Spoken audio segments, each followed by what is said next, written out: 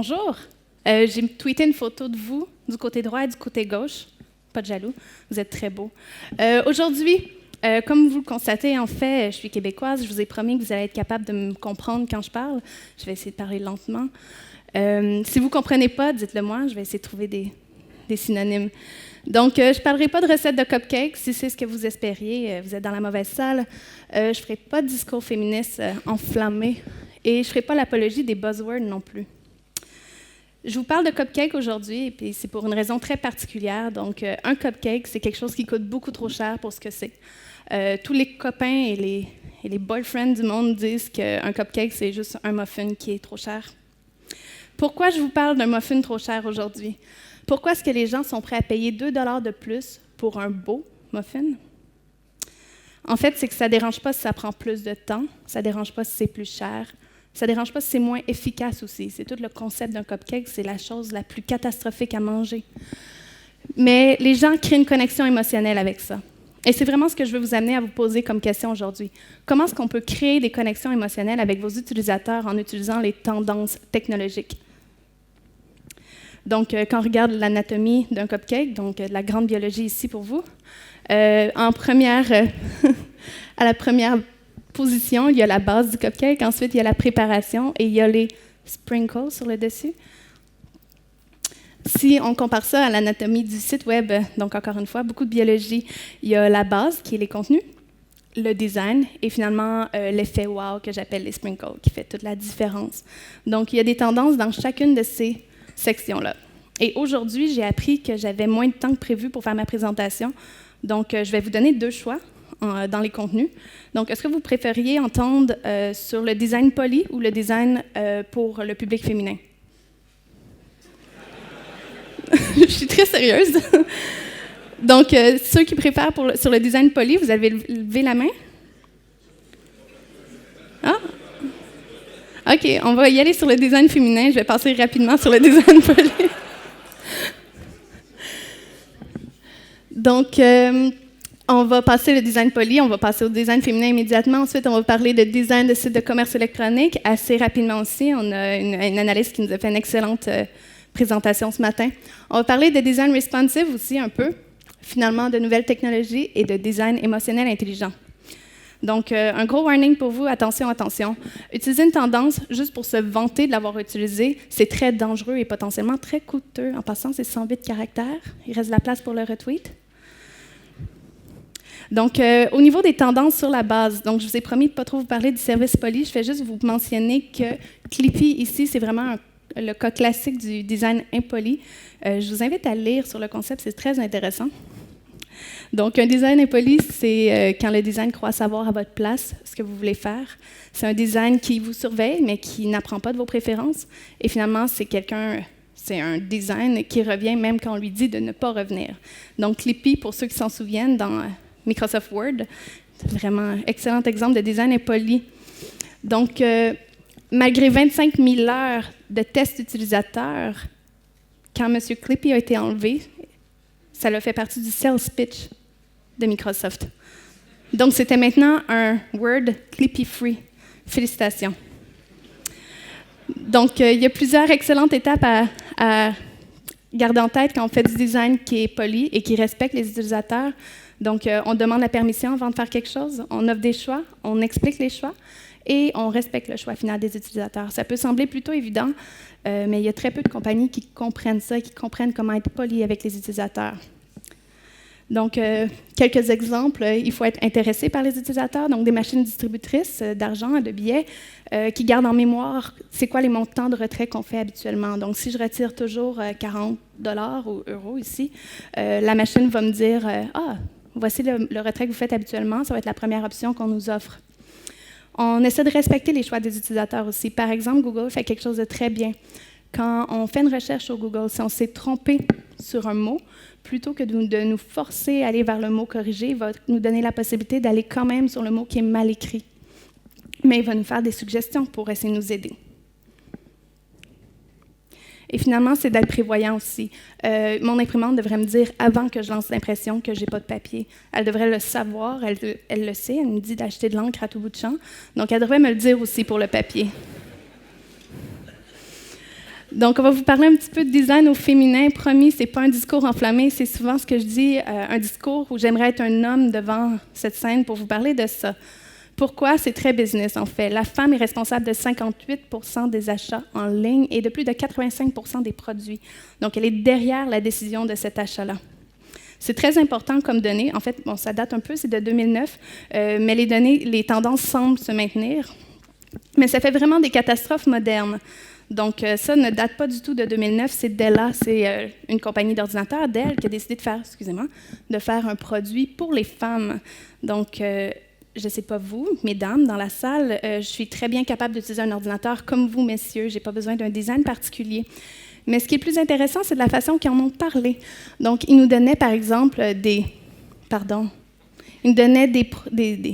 beaux produits, des artistes qu'il avait utilisés et surtout des trucs technologiques. Et quand on allait dans les trucs technologiques, il m'apprenait comment trouver des recettes, comment compter mes calories, comment guider ma méditation. Vous comprendrez que je ne fais pas de méditation.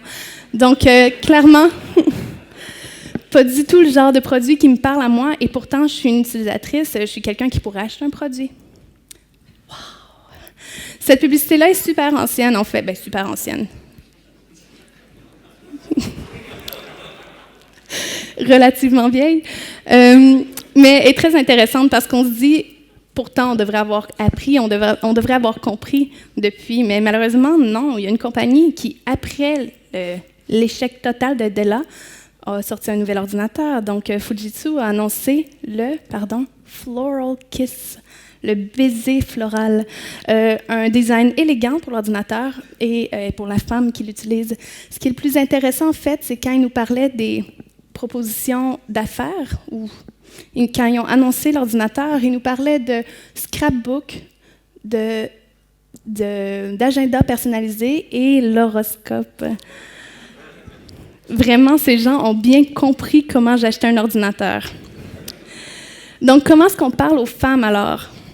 C'est facile d'en rire, mais il y a des vraies différences entre les femmes et les hommes. Et il y a des raisons pour lesquelles on fait des produits pour les femmes et des produits pour les hommes. Donc, il y a des raisons qui sont physiques, il y a des raisons qui sont psychologiques, il y a des éléments sur lesquels les hommes et les femmes pensent réellement différemment. Et c'est ça qui explique que certains produits, certains sites web vont être faits avec un public en tête. Par exemple, les femmes ont une capacité à aller reconnaître les signaux humains beaucoup plus importante que les hommes. C'est-à-dire qu'une femme avec une image va comprendre l'émotion, les micro-expressions beaucoup mieux qu'un homme. Ça veut aussi dire qu'ils ont besoin de moins de texte pour comprendre la même chose, mais aussi que plus de texte va être moins adapté. Je ne suis pas du tout biaisée, donc. Quand je suis arrivée ce matin, je voyais le nombre de vestons-cravates. Je me suis dit, waouh, ils vont aimer ça. Donc, quand on fait un site web pour les femmes, on utilise des scénarios plutôt que des listes de caractéristiques. Ce que ça veut dire, c'est qu'une femme, lorsqu'elle achète une plateforme de jeu pour sa famille, elle va penser à comment est-ce que la famille va l'utiliser ensemble. On pense à la Wii, qui est un très gros succès. La femme pensait à, voici ce jeu qui va nous permettre de jouer ensemble à des jeux vidéo, d'avoir du plaisir, de bouger, de s'installer dans le salon et d'habiter dans le salon. Quand on vend une plateforme comme une PlayStation, par exemple, on ne vend pas l'expérience de la PlayStation, on vend des spécifications. Ça fonctionne aussi très bien. Je ne veux pas dire quelle plateforme des deux est meilleure, mais à quel public ça s'adresse le plus, la Wii va gagner à ce sujet-là. Les femmes et les hommes naviguent de façon différente, et oui, je veux dire que les hommes naviguent sur des cartes mieux que les femmes. C'est quelque chose qui est prouvé, c'est quelque chose qui a été fait comme étude, et il y a même un chercheur qui a mis plusieurs enfants dans un labyrinthe et il leur a demandé « essayez de sortir ». Donc, ce qu'on a remarqué, c'est que les garçons, eux, essaient de trouver un point où est-ce qu'ils étaient plus élevés pour voir le labyrinthe et pour essayer de sortir. Très intelligent. Les femmes, elles, ce qu'elles faisaient, c'est qu'elles partaient, se souvenaient où est-ce qu'elles étaient allées. Ensuite, quand elles voyaient, par exemple, un buisson différent, prenaient à droite. S'il s'était trompé, prenaient à gauche. Le garçon, lui, s'était trompé, il était mal pris, il fonçait dans les murs, puis il passait à travers. Le vidéo est évocateur. C'est réellement des différences psychologiques sur la façon que les hommes et les femmes naviguent. Et cette navigation-là est vraie aussi sur les services web. Par exemple, Google Maps, quand on est sur le dessus et qu'on voit la carte, c'est quelque chose qui fonctionne très bien pour les hommes. Les femmes vont beaucoup aimer Google Street View et c'est pas du tout stéréotypé, c'est juste qu'ils vont avoir un contexte. Pour eux, un chemin, c'est une histoire, c'est une série d'éléments qui mènent à la fin, tandis que pour un homme, c'est une direction sur un contexte différent. Ce que ça veut dire sur le web, c'est quand on fait des patterns de navigation. Donc, quand on pense à la navigation dans un commerce électronique, on veut que les utilisateurs aient du point A au point X, qui est souvent plusieurs étapes plus loin et qui a pesé sur « acheter ». Donc, la façon de se rendre à ça, c'est à travers une série d'étapes et cette navigation-là est vraiment différente du point de vue des hommes et des femmes. Finalement, la fonction et les émotions est très différente. Donc, la femme, comme je vous disais, pense beaucoup plus d'un point de vue émotif que fonctionnel. Bien que le résultat est souvent similaire, ça crée vraiment des situations différentes, un peu comme la Wii. C'est un peu le même exemple, en fait.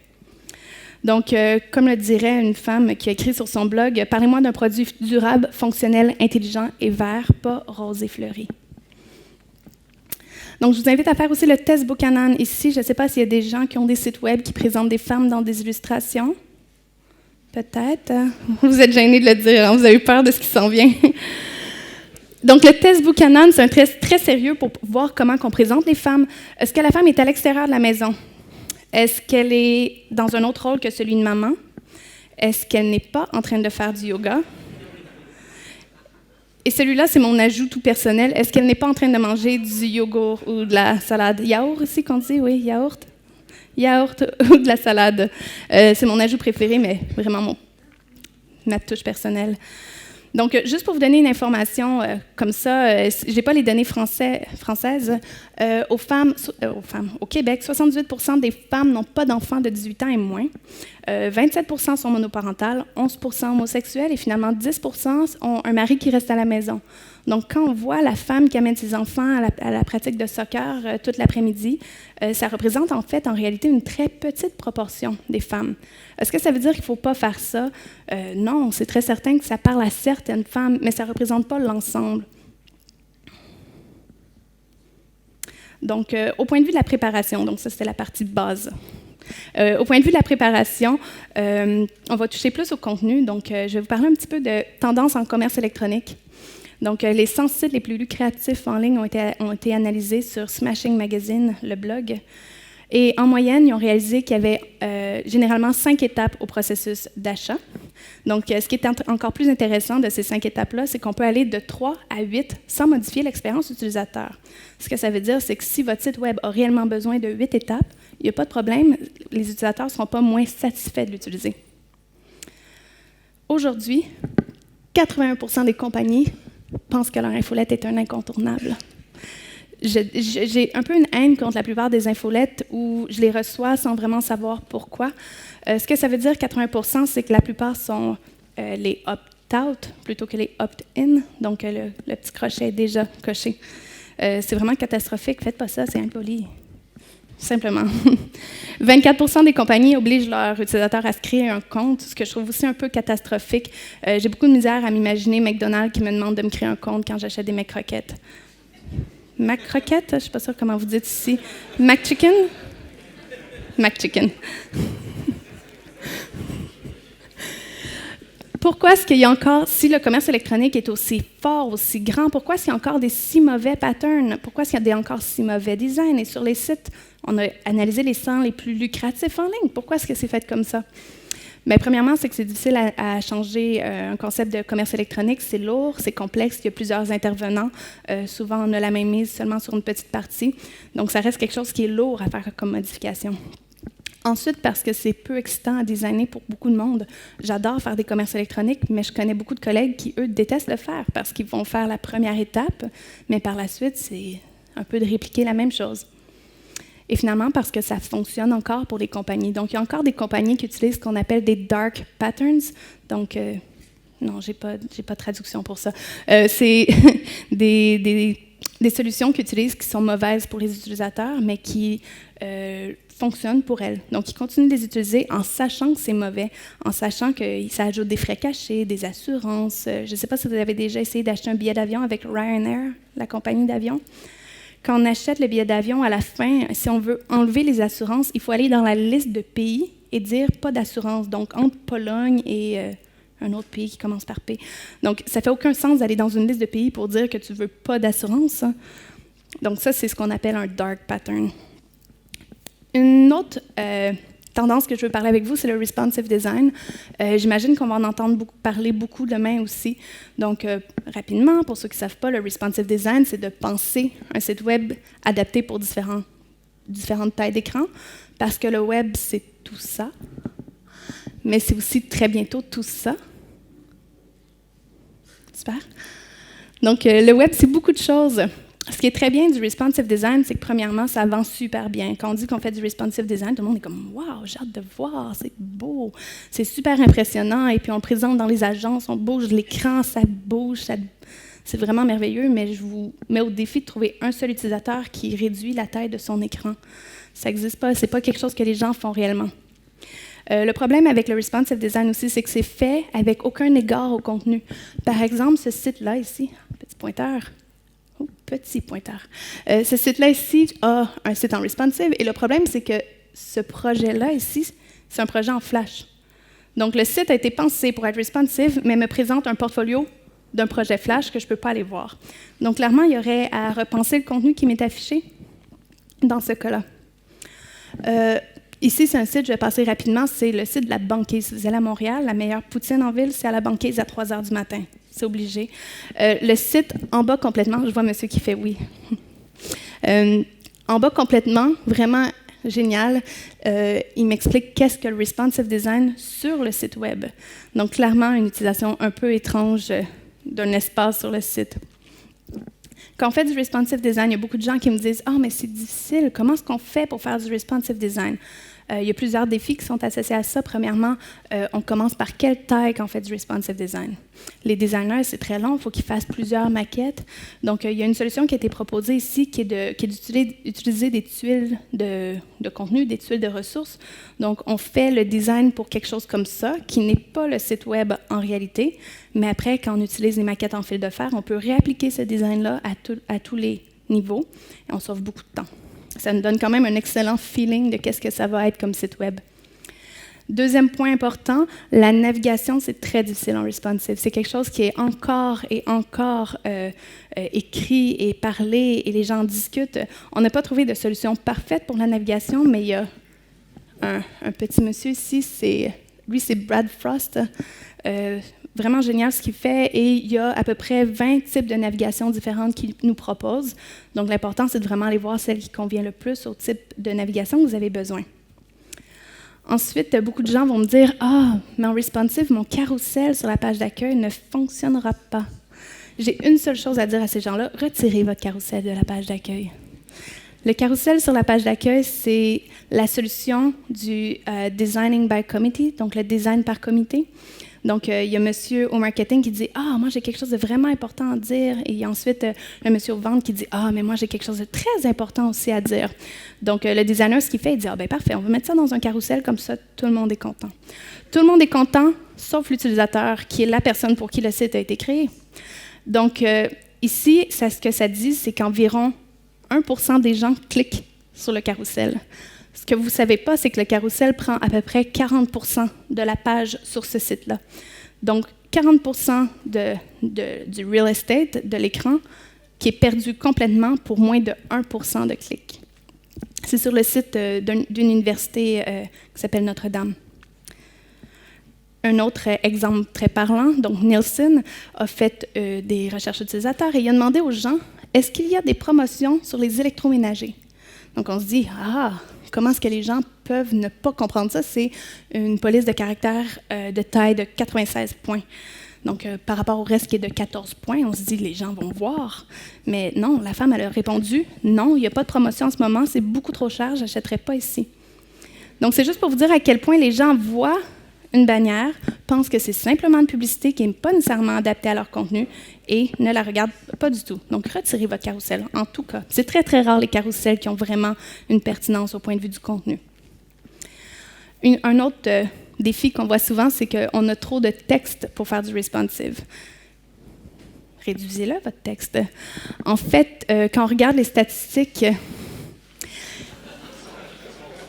j'ai fait attention quand même. 16% des Québécois sont illettrés. Et par illettrés, on veut dire qu'ils ont de la misère à lire un mot. Ça veut dire que pour lire un mot, ils vont prendre et décoder lettre par lettre.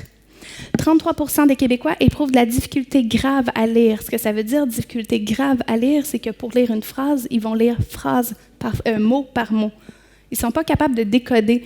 Donc, pour eux, une navigation que c'est marqué accueil, je ne sais pas, produit pour femmes, produit pour hommes, pour ces gens-là, c'est très difficile à voir s'il n'y a pas d'autres techniques pour eux. Donc, beaucoup de textes, c'est très difficile pour ces gens-là à comprendre, surtout que c'est souvent leur seul moyen de communication d'entrée avec la compagnie. Et ça veut dire aussi que trop de textes, vous vous coupez de presque 33% de la population. Ça ne fait aucun sens. C'est juste que ces gens-là, on ne les voit pas. Ces gens-là ne sont pas vos amis. Ces gens-là n'ont pas été à l'université avec vous, malheureusement. Donc, très certainement, on se dit, où sont ces gens? Ils sont chez eux et ils ne vont pas venir vous voir en disant, « Oh, je suis très fière, je lis mal. » Donc, clairement, ces gens-là ne nous disent pas beaucoup et ils ont beaucoup de techniques pour cacher le fait qu'ils ont des difficultés de lecture. Je n'ai pas trouvé les statistiques équivalentes en France. J'ai seulement trouvé que 19,8% des Français sont illettrés, mais je ne suis pas certaine que c'est exactement le même standard. Donc, quand on parle d'illettrés, on parle encore de difficultés très graves de lecture. On ne parle pas d'analphabètes qui n'ont pas appris à lire. Donc, le troisième point que je veux parler avec vous, et là, j'ai eu besoin de votre aide. Avant la présentation, on m'a dit que sprinkle, ça ne passait pas ici. On parle de vermicelle multicolore sucré. Donc, c'est ma francisation aujourd'hui. Donc, les vermicelles sur... Ah, elle me donne 5 sur 5. Ah, non. Il monte le temps, il me reste 5 minutes. Donc, les vermicelles, c'est vraiment ce qui fait l'élément « wow » sur le site web. C'est ce qui fait qu'on achète un cupcake à 4,50 $. C'est les petites vermicelles colorées qui sont dessus que les gens aiment tant.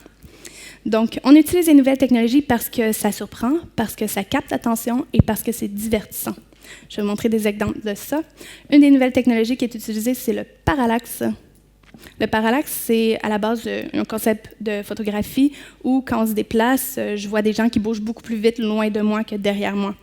C'est utilisé en web et on l'a utilisé sur un site web ici. Donc, c'était pour La Roche-Posay, pour faire de l'éducation sur l'importance de la crème solaire. Donc, on faisait une petite famille qui se déplace et qui se déshabille rapidement. Donc, on a utilisé le parallaxe. Et l'important dans ce type d'utilisation-là, c'est de l'utiliser pour une raison. Ce n'est pas juste pour dire « Wow, je suis capable d'en faire, je vais le faire ». Donc, dans ce cas-ci, c'était vraiment pour soutenir une histoire et pour aller chercher un élément qui est assez impressionnant parce que ça reste un peu nouveau, pour que les gens partagent le contenu éducatif. Ça peut créer des exemples aussi très intéressants, par exemple, renforcer la navigation. Ici, on parle d'un site web qui est pour des gens qui sont très, très geeks, donc des gens qui savent naviguer. Je trouve que c'est quelque chose d'intéressant, c'est bien réalisé et c'est très facile d'accès, bien que ça a l'air un peu busy. Donc, c'est vraiment très intéressant. Mais ça crée des catastrophes et ça, c'est le cas d'une agence qui se dit « Ah, nous, on est capable de faire du parallaxe, on va le faire. » Ça crée un peu ce genre de truc-là. J'ai pas de mots.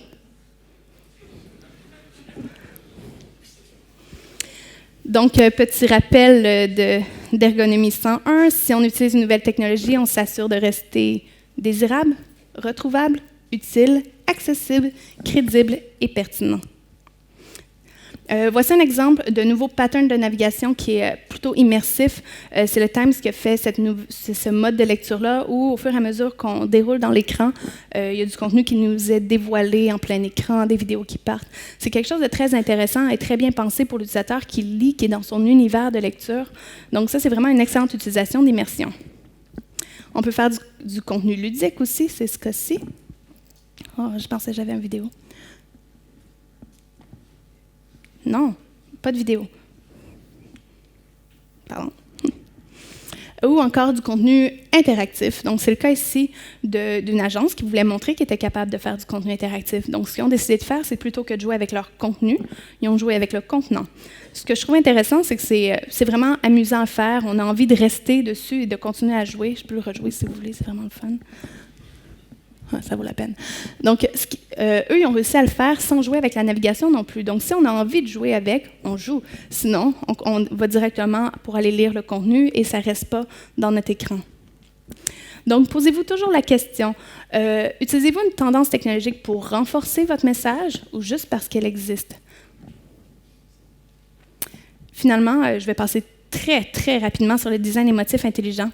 Le design émotif intelligent, c'est la connexion émotionnelle que l'utilisateur qui assure la loyauté des utilisateurs. Donc, la façon de faire ça, c'est de le rendre divertissant. Et en passant, quand je dis divertissant, j'ai encore de la misère à expliquer ça à ma mère. Donc, Google réussit très bien à rendre certains éléments divertissants. Ce Pac-Man-là, je ne sais pas si vous l'aviez vu, a coûté plus de 65 millions aux Américains. Il a coûté très cher parce que les gens ont passé en moyenne 36 secondes à jouer. 36 secondes à jouer je me souviens plus des chiffres, désolée, pour beaucoup de millions de gens. Ça fait beaucoup de millions de dollars à la fin de la journée. J'ai bien aimé. J'ai peut-être fait monter les moyennes un peu. Une autre façon de créer des connexions émotionnelles, c'est de le rendre cute. Et je le sais que vous ne m'écoutez plus du tout parce qu'il y a un bébé chien qui fait des grimaces. C'est classique. Je pense que je vais vraiment retirer cette vidéo-là les prochaines fois. Il est vraiment cute. Là, il va bâiller. Oh, OK. Le cute, en fait, c'est un vrai concept. C'est pas quelque chose qui est féminin typiquement. C'est juste que les femmes le disent plus et le font de façon plus aiguë. Encore une fois, pas un stéréotype. Les hommes aussi trouvent les choses cute, très sérieusement. Donc, comment est-ce qu'on rend les choses cute? On le rend plus rond, on le rend plus petit, on rapproche les yeux du nez. Et ce qui est très drôle, c'est que ça fonctionne pour des choses qui ne sont pas humaines et animales. On peut rendre un icône cute, ici, là, et on peut même rendre des organes cute. Ça fonctionne très bien et c'est une façon de créer une connexion émotionnelle. Je ne dis pas de toujours faire ça, je dis juste que c'est une des façons. J'ai vraiment de la misère avec. Ça va bien, ça va bien. Il me reste à peu près 1 minute pour ce dernier exemple-là qui, dans le fond, Airbnb, le site web pour louer des chambres chez des particuliers, ont décidé de changer leurs étoiles pour des cœurs et ça a augmenté leur taux de conversion de 30%. Juste parce que les gens, le taux de conversion pour voter sur un élément. Donc, c'est quand même intéressant de voir qu'un si petit changement amène autant de modifications. Donc, je pense que mon temps est terminé. Je vous donne 2 choix. Vous avez le droit de poser des questions. Je peux continuer. Mais s'il y a quelqu'un qui lève la main, j'arrête. Aucune pression. J'aime ça, les questions. OK, je continue. Faites-moi signe quand c'est fini. Donc, Skype a un excellent exemple de design émotif intelligent qui s'adresse à un certain public en particulier. Donc, quand on change la police de caractère de Taoma à Comic Sans, le petit bonhomme, il se met à pleurer. Mon préféré. Donc, finalement, bien utiliser les tendances permet à un site régulier de se transformer en ce que j'appelle, moi, un site cupcake, c'est-à-dire un site qui crée une connexion émotionnelle avec vos utilisateurs. C'est vraiment important d'utiliser les technologies uniquement quand elles font du sens et quand elles soutiennent votre message. Pas juste parce qu'elles existent, pas juste parce que ça fait « wow » quand vous l'avez vu, et encore moins parce qu'une agence vous l'a démontré. On est très, très bon à démontrer les choses. Donc, merci beaucoup. Si vous avez des questions, des commentaires, Twitter, ou sinon, on a encore quelques minutes pour ceux qui étaient trop gênés.